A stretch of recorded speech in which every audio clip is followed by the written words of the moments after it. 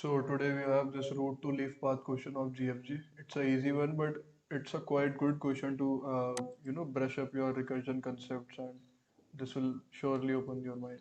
So what question says is you are given a tree and you need to print from root to leaf the path, every path till leaf. For example, uh, this is my tree.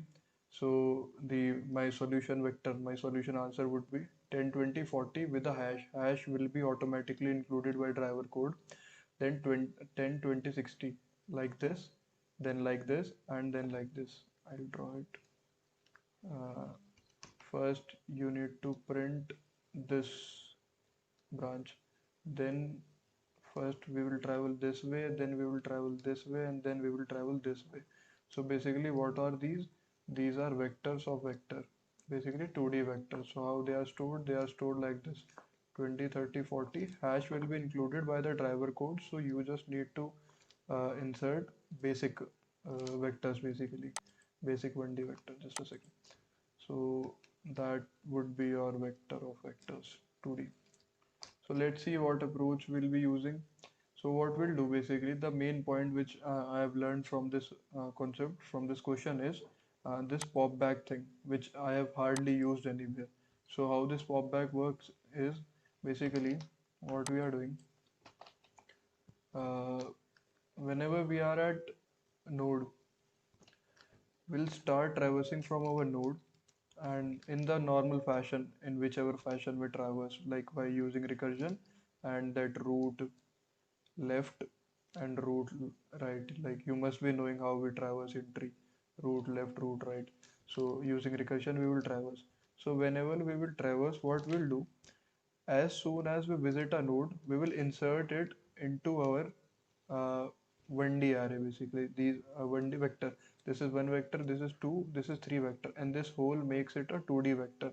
So what we'll do, for each node, for each root to leaf, we will create a single 1D vector. We'll create a single 1D vector and we'll insert our value as soon as we visit that node. For example, we have visited 10, so this 10 will be inserted here. Now we'll go left, because this root left, you might be knowing how recursion works. So we'll go left. Left is 20, so 20 will be added. Then left is 40, 40 will be added. That is the very basic thing. So we have traversed this branch and we have added it. This is the very basic thing what we are doing.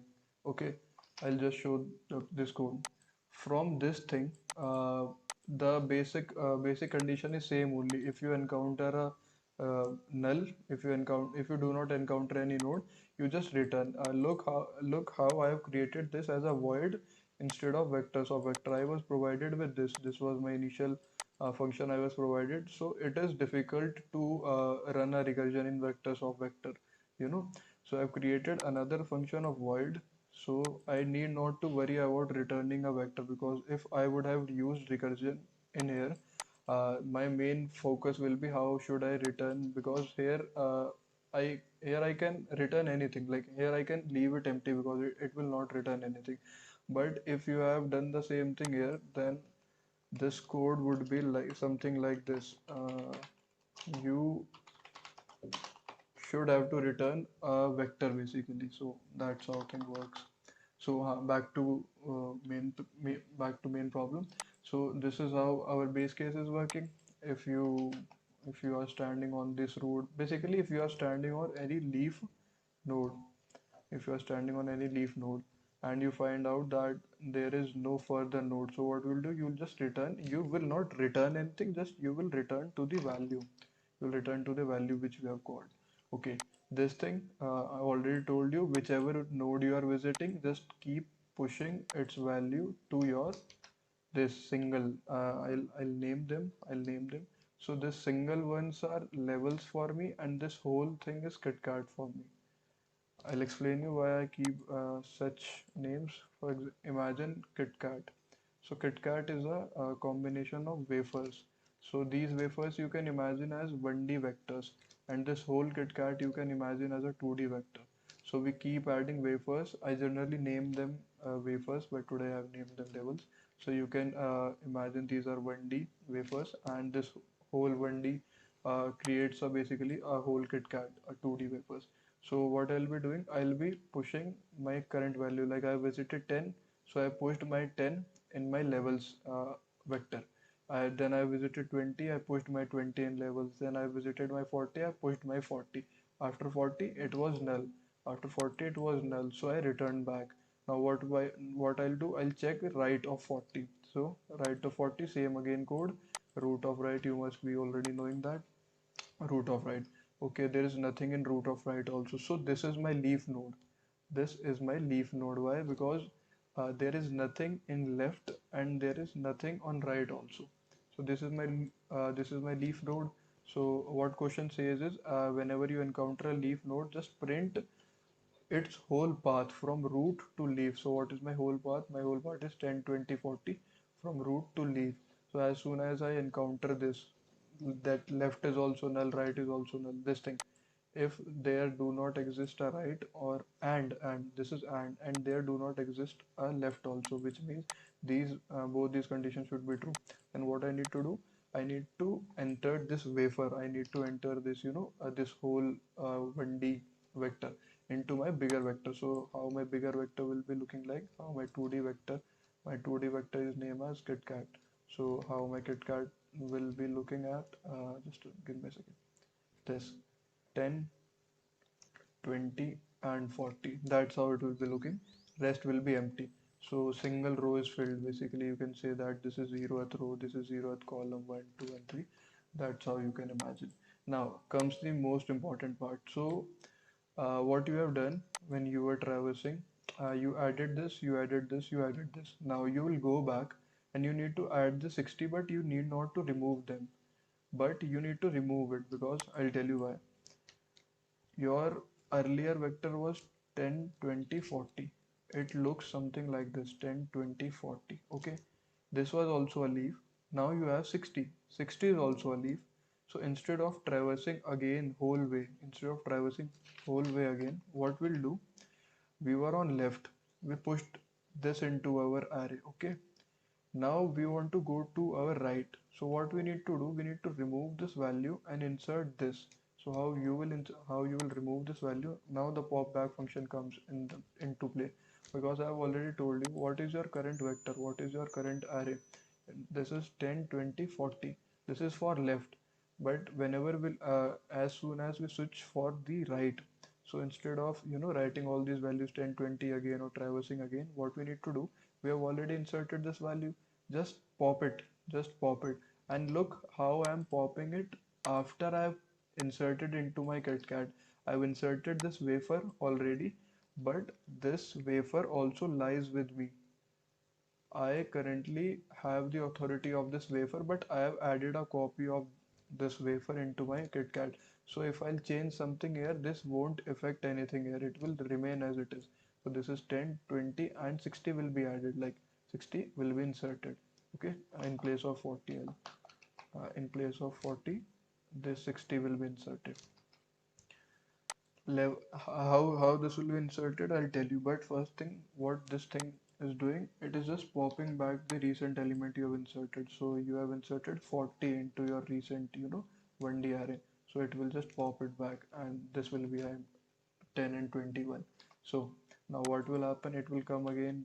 Okay, it will insert the root value. Root value is already inserted because this 20 is already inserted. Okay, it will check for left. Left you have already traversed. Now it will check for right. What will happen in the right? Oh, my bad, my bad. We will not be starting from this. It's a recursion, na? It's a recursion. So after checking left, basically we just came out of this value. Like you have to imagine the recursion tree. You have to imagine how we entered this. Okay, then we were here and we entered here. So the last operation we performed was on 40. Everything was on 40. Left checking, right checking, everything was on 40. Now we are back at this value, and the left of this value gave us this single 1D array. Just emphasize on this. I'll just emphasize. Whenever we call left of this, these are two calls, na, left and right. So we called root left. So when we were standing on 20, we called a function root left. We called a function naming find, and we passed our left root.